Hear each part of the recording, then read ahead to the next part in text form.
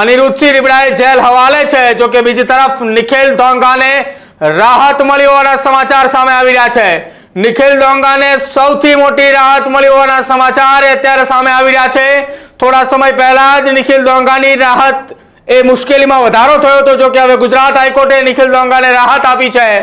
નિખિલ ડોંગાના જામીન રદ કરવા માટેની જે અરજી થઈ હતી એ અરજીની સામે રાજકોટ જિલ્લા પોલીસે એ અરજી કરી હતી કે નિખિલ ડોંગાના ગુચ્છી ટોક હેઠળ જે ગુનો દાખલ થયેલો છે એ કેસમાં જામીન રદ કરવા માટે રાજકોટ જિલ્લા પોલીસની ટીમ દ્વારા અરજી કરવામાં આવી હતી।